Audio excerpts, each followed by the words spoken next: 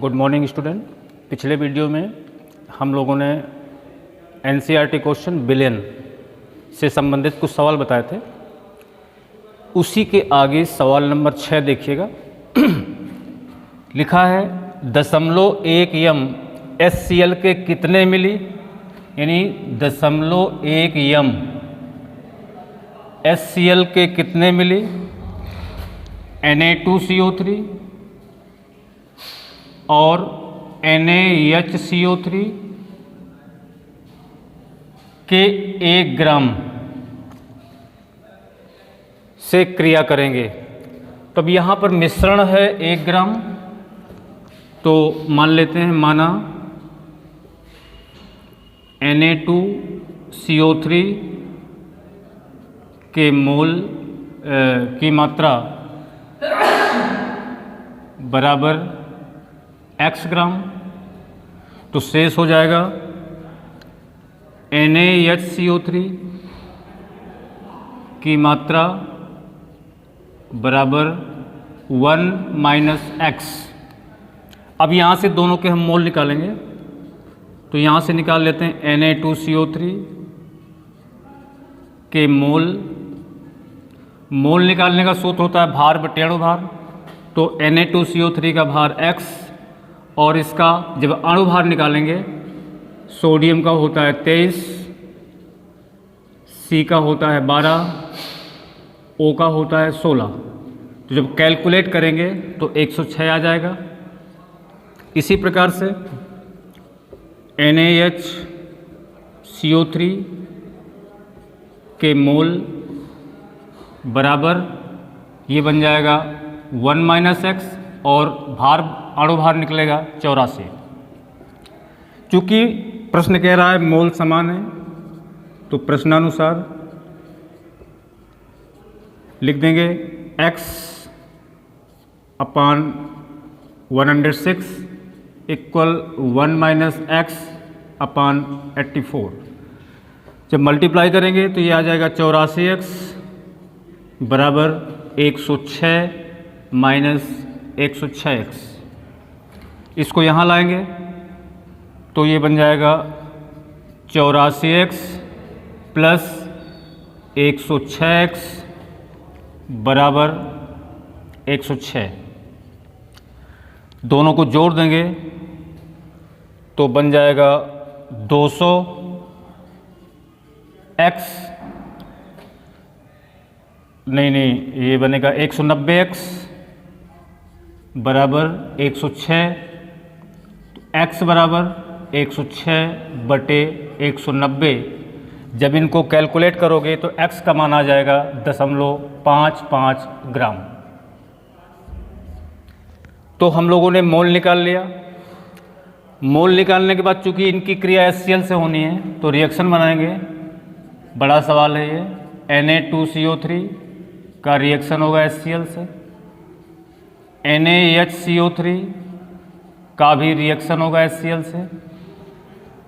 तब यहाँ पर सोडियम का क्लोराइड H2O और CO2 बैलेंस करेंगे तो ये बन जाएगा 2HCl यानी 2 मोल।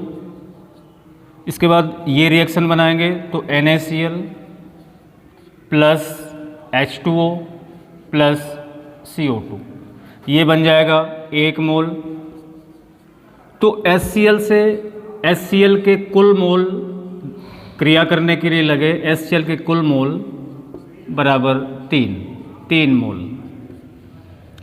अब इसके बाद यहाँ पर पूछ रहा है कि 0.1 यम HCl के कितने मिली Na2CO3 और NaHCO3 सम मोल वाले मिश्रण के 1 ग्राम से क्रिया करेंगे।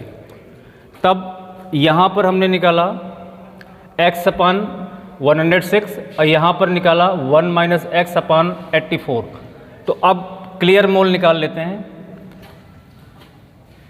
Na2CO3 के मोल बराबर x का मान रख दिया 0.55 और बटे 106। तो ये कैलकुलेट होकर निकलेगा 0.00 526 ग्राम।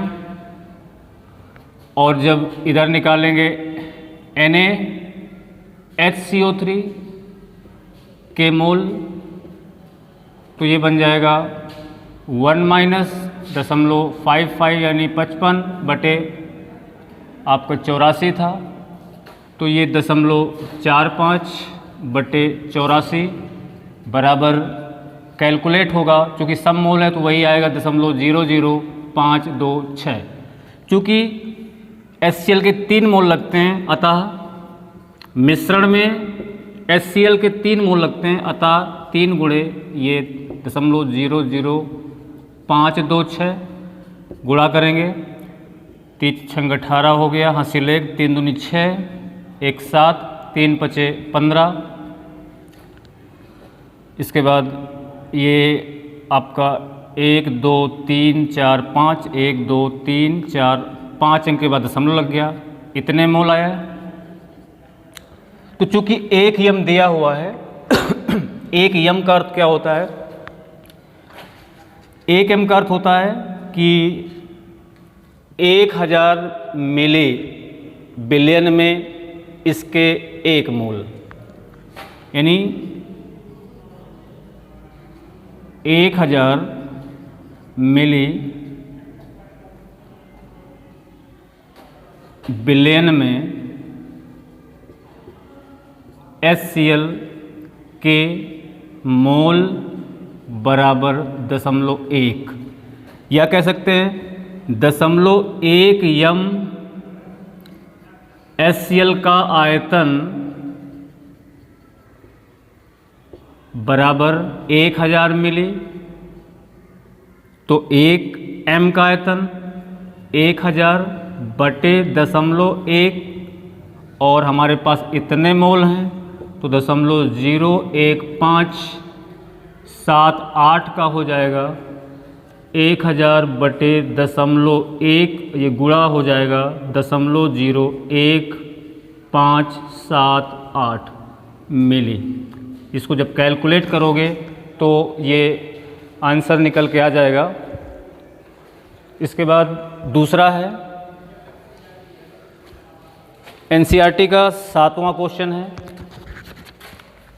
किसी बिलियन को 25% का 300 ग्राम, यानी 25% का 300 ग्राम और 40% का 400 ग्राम आपस में मिलाया गया तो परिणामी बिलियन का परसेंट पूछ रहा है। तो यहाँ पर लिख देंगे पहली कंडीशन,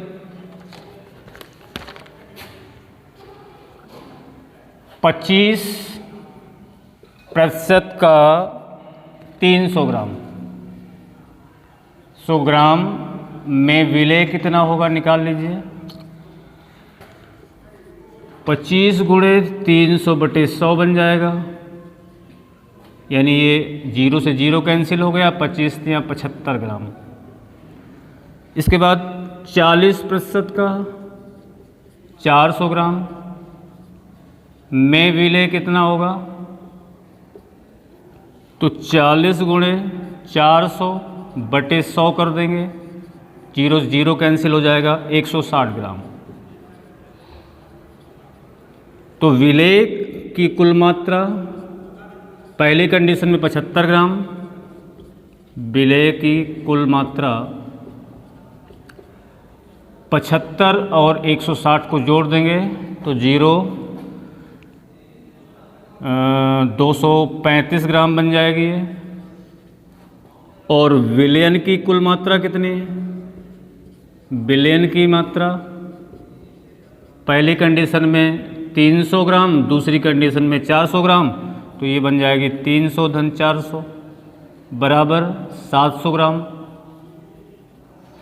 अब चूंकि भार पर सत्ता निकालना है तो भार पर सत्ता निकालने का सूत्र होता है विलय की मात्रा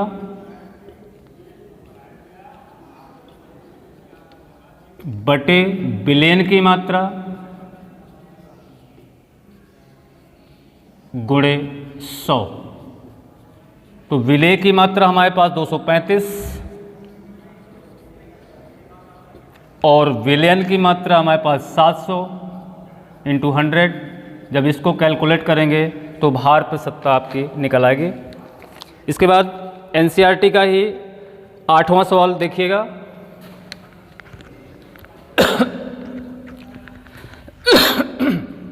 8वें सवाल में स्मॉल डब्लू दिया है 222.6 ग्राम,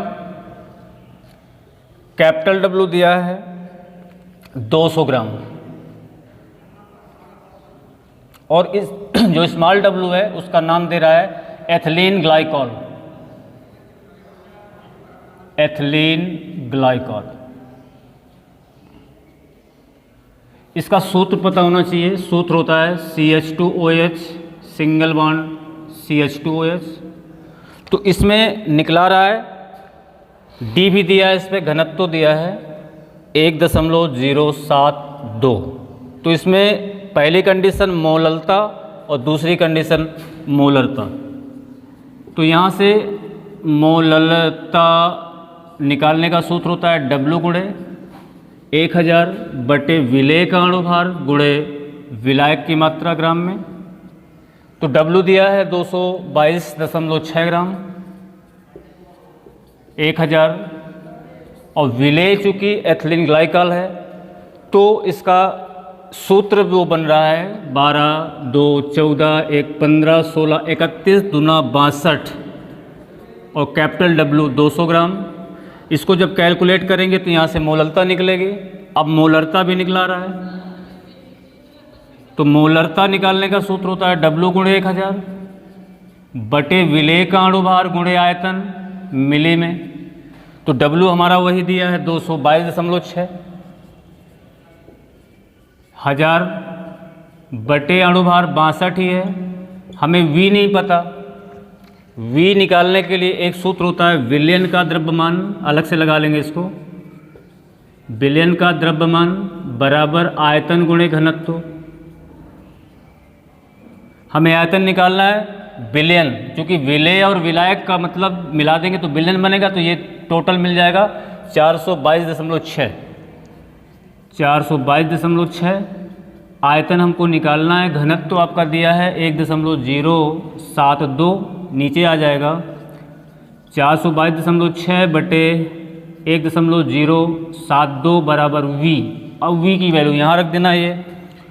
तो 422.6 और बटे 1.072 ये ऊपर चला जाएगा। जब कैलकुलेट करेंगे तो इसका भी आंसर निकल आएगा। इसके बाद 9वां सवाल है एनसीईआरटी का विलयन से।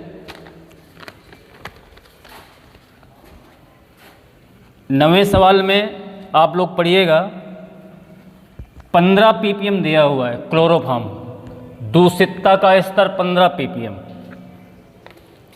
यानी जो क्लोरोफॉर्म है CHCl3 वो 15 ppm कह रहा है। ppm का मतलब होता है पार्ट्स पर मिलियन,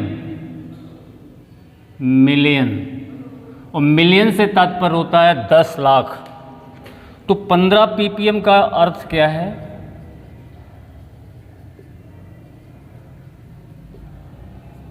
10 लाख यानी 1, 2, 3 यानी 10 का 6 लिख देंगे।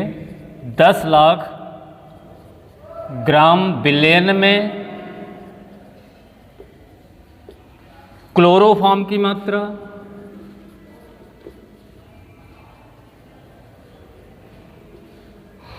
15 ग्राम। तो स्मॉल W ये हो गया और बिलियन की मात्रा दी है। इसके बाद निकला रहा है भार प्रतिशतता और मोललता। तो भार प्रतिशतता निकालने का सूत्र अभी बताया। भार प्रतिशतता बराबर विलेय का भार ग्राम में बटे विलयन का भार गुणे 100। हमारे पास विलेय 15 ग्राम है, विलयन इतना है, तो विलेय का 15 ग्राम बटे 10 की घात 6 100। जब इसको कैलकुलेशन करोगे तो ये भार प्रतिशतता निकल आएगी। इसके बाद मोललता निकालने का सूत्र होता है W गुणे 1000 बटे विलेय का अणुभार गुणे विलायक की मात्रा। तो W दिया है 15 ग्राम,